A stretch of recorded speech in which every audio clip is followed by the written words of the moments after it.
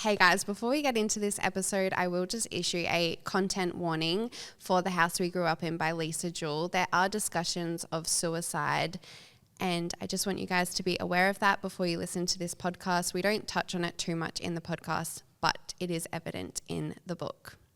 Thanks, guys.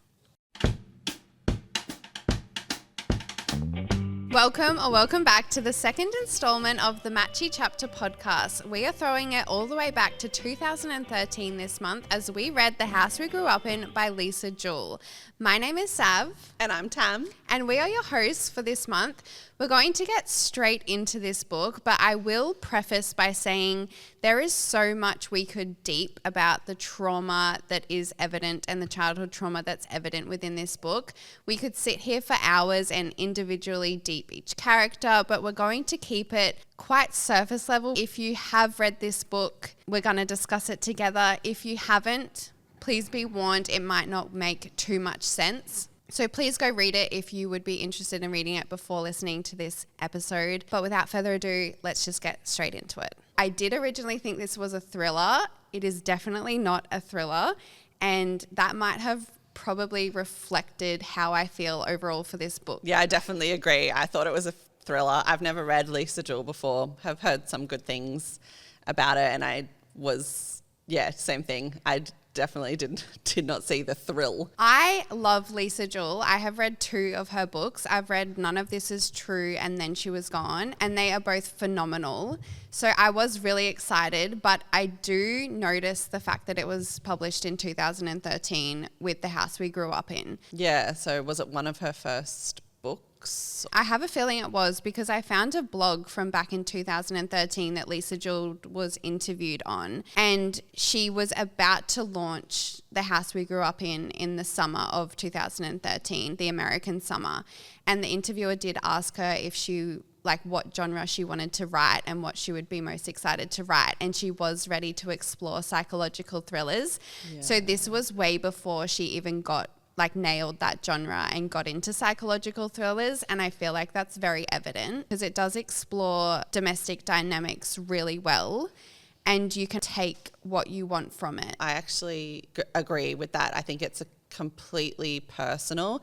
I think it depends on the headspace that you're in and what you've gone through at the time that you read the book is how you're going to feel and take from this book. Yeah, absolutely. So, which also makes it really hard to discuss with anyone. Yeah, you're going to get a different experience. I think what mood you're in, or what your relationship with your family is like at the time. And that is what I do love about Lisa Jewell, is she does write domestic dynamics really, really well. I do want to give credit where credit is due, and there are some fantastic one-liners and summaries of personal relationships and dynamics. One phrase in particular I really enjoyed, and I'm going to read it for you. Everything was halfway to where it needed to be. Everything was a work in progress, with no systems, no logic, no sense of organization about any of it.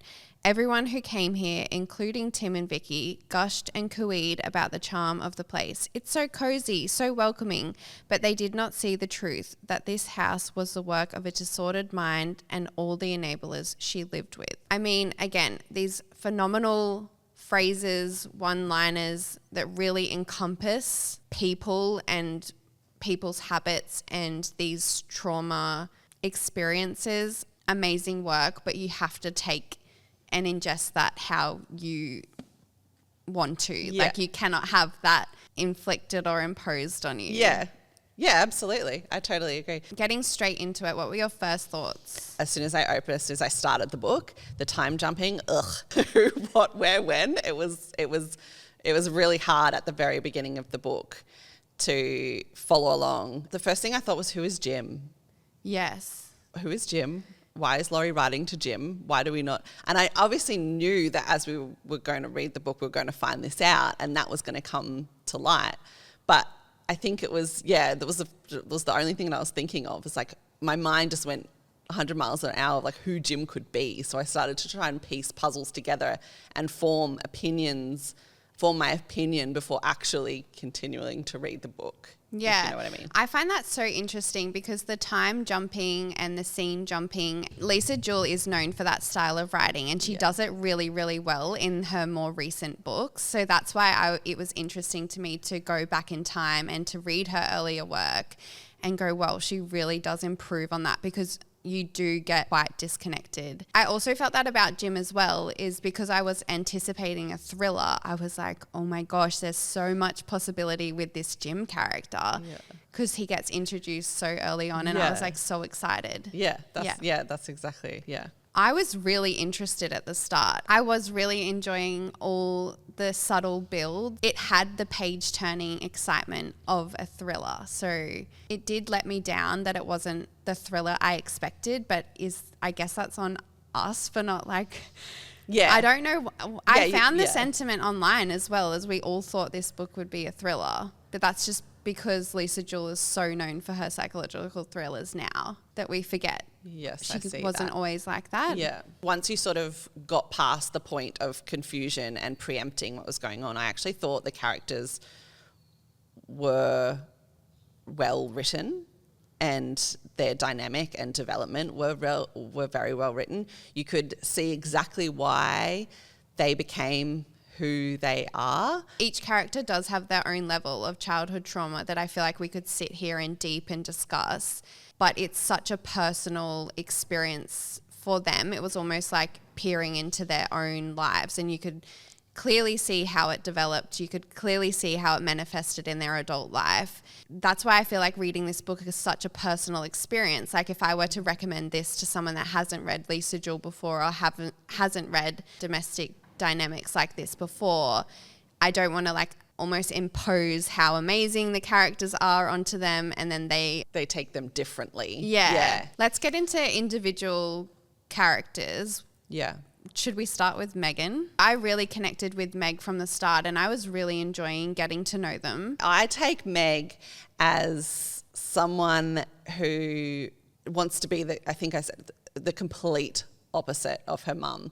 She's the oldest child, so she obviously has some sort of instinct to take care of her younger siblings, and then she can see the sort of dwindling in her mum in Laurie the older she gets. So then she turns into this confident, opinionated, sort of outspoken person. And I think you can see that. I think Meg's written really well. Yeah, Meg for me was the only character that didn't have the trauma penetrate her personality as much as you would expect, considering how much she takes on for the family, being the older sibling, wanting to also protect everyone, wanting to keep everyone in line. I really related to the ruthlessness that she kept referring to when like going through the house after Lorelei's death. Yeah. Constantly reminding everyone not to put the emotion behind it and to just get the job done. And I feel like that was very evident with Meg's life, is just get the job done. Everyone's different, quite symmetrical, clinical, and that's how she coped with everything. But then I feel like she was punished the most with the affair between Beth and Bill, which I just thought was so sad. And I think, and then that also then describes Beth really well, because Beth, I guess being the second child, probably always felt like she was second in everything. She was a bit younger when they lost Reese, so probably couldn't comprehend exactly how it would make everybody feel. So then she probably didn't feel as like she got as much love and attention. So she's seeking love and attention out through other people, through Meg's husband, because he's paid attention to her at the start. And then she's sorted out by moving to Australia with some other dude. So it's this constant like battle, and then until the end, until she's finally found herself. Yeah, Beth disappointed me. I think I really don't like how she handled the reveal of her mistake and just by running away. But again, it's so relatable. It's so personal. It almost comes back to, do we have to enjoy the characters to enjoy a book? Yeah. And it's like, again, it's like we don't have to like these people because that's reality. We don't like everyone that we meet. Yeah. Is there any other characters that really stood out to you that you want to dive into a little bit more? Yeah, Kaylee. When baby mama. Yeah, Rory's girlfriend and baby mama. The one who, I think she's the dynamite. So she's the one that gets dropped into the middle of this family dynamic just to stir around. Yeah. And you don't really get a sense of who or why she is the way she is, but you don't need to know that she's been planted in this book to stir up what we think is this perfect family dynamic at the start. So then she brings out the best in Rory, makes Rory do what he wants to do. She pulls shade on who Laurie and Vicky are. Like, is this really who you want to be, or is this just part of the wanting that lovey-dovey family dynamic still to remain even in the older years? So I actually kind of liked Kaylee. Yeah, in that I liked sense. her as well. It wasn't weird. I know a lot of people would probably think that it was weird that Laurie's ex-husband or the kid's father moved in with Kaylee and developed a relationship with Kaylee. I thought it was weird. Yeah, but the way the book was written, it didn't feel like to me, it didn't feel like it was actually that big of a deal. I know. That weird. Like, you know, if it happened in real life, it would be like, weird and like alarming or whatever you want to call it. But I actually quite, again, she was just there to stir some stuff. And I quite liked Kaylee. Yeah. I don't know how much I want to go into it, to be honest. No. Yeah. Let's keep moving. Yeah. This book had a lot of twists and turns that really did thicken up the book, which I really enjoyed, and a lot of it centered around Easter Day, which I thought was really clever. Yeah, exactly. And the twists and turns, though, I found that whilst reading it, I was sort of expecting it to sort of give little hints going along and then reveal itself all as a big twist at the end. So you could sort of have something that kept you wanting to read and kept you guessing along the way. But it was sort of like they hinted at it in one timeline and then the next timeline it happened. For me, as the reader, it didn't keep me invested going along. I was like, oh, well, I already know. And it also happened. set an extremely high expectation for a big plot twist at the end, which I feel like we didn't get. And the simplicity of it kind of made it unbelievable. I think, it did make it unbelievable, especially because you didn't get an insight of who Reese was, and there wasn't any hints at all that Reese could have had that romantic feeling for his mum, or unsure on the boundaries of what a family relationship and a romantic relationship is. Yeah. It was lackluster. Yeah. And going further into the ending, I didn't believe how Meg and Bill ended. I found that quite hard to believe that she would be happy with everything. It was almost like the author just had to wrap that part of the story up real quick. It was almost like she just had to be like, oh, well, we'll just make it okay between them, because that could be a whole other story in itself, couldn't it? Did you have a midway guess of what was going to happen? No. My notes were, I have no idea where this is going to go. I know I said last ep that I pretty much have like 100% hit rate on guessing an ending of a book. This was impossible for me to guess. So I just wrote, I have no idea where this is going. And then I said, Beth has a kid, which was incredibly obvious. Like, I did think the kid might be to Bill, but obviously it's to somebody else. What about you? Did you? Yeah, so you sort of got it. Yeah. Like, partially got it. So I went way more morbid. Sorry. But I actually thought that Lorelai might have helped Reese. Oh, yeah. Or she found Reese before Meg did. Yes. And because there's a little hint in the book that Beth mentions that she found her mother coming out of the room with a shocked look on her face.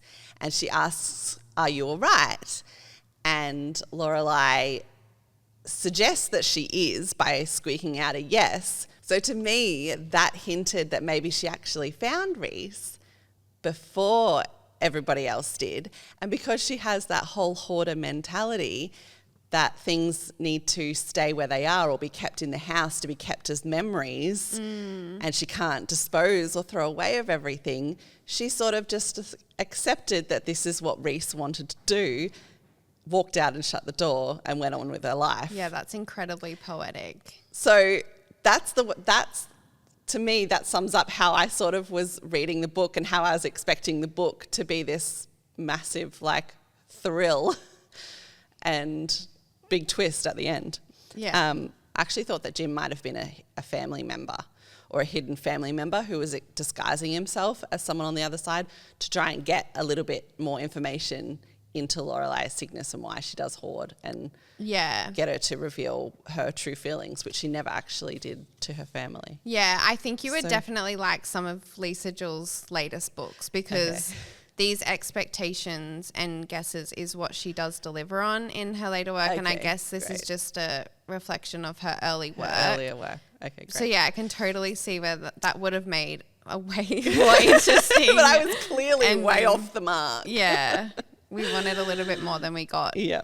But again, like not to say it wasn't, just quite simple and a little unbelievable. But then again, like it could be believable. I don't really know. You've nailed it on the head that this book cannot be recommended as a great read or a mediocre read or a bad read because it is all dependent on who you are as a person, what you've gone through in your own family, and how you're feeling at the time of reading. Yeah, it would make for a great holiday read in a way because it's just like no expectations. I'm enjoying myself, so nothing is like interfering with my reading experience because you're on holiday and you just kind of let the chips lay. Yeah. Yeah. All right. I think that brings us to our overall ratings. Do you want to go first? I don't know. I feel like I've been so negative this whole podcast, this whole recording on this book. But my rating was a 1 star. Wow. It was a 1 star read for me. First 1 star. I had no thoughts. Like it was very hard for me to enjoy what I was reading. I'm going to preface my rating with I am still thinking about these characters, and it's been a week since I finished the book, or a few days since I've finished the book, and I'm still thinking about them. I find myself thinking about them at different moments and because it has penetrated my everyday days later, but I'm going to give it a 2.5 stars. Cool. There you go. That's right. Okay, let's close the book. Let's close the page. Let's close that chapter. On The House We Grew Up In by Lisa Jewell. And will you do the honours of picking our next read? Straight from the bubble bucket. Oh, here we go again. I'm nervous this time.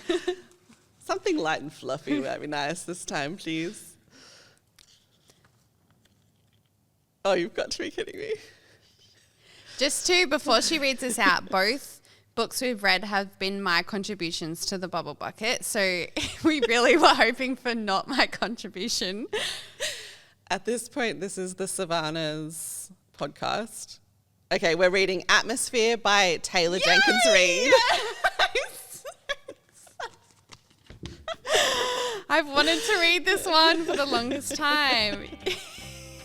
If you would like to join us next month on the Matchy chapter, we will be reading Atmosphere by Taylor Jenkins Reid, which is an epic novel set against the backdrop of the 1980s in a space shuttle program about the extraordinary lengths we go to live and love beyond our limits. Joan Goodwin, an astrophysics professor, finds a passion and love she never imagined and begins to question everything she believes about her place in the observable universe. Bye, guys.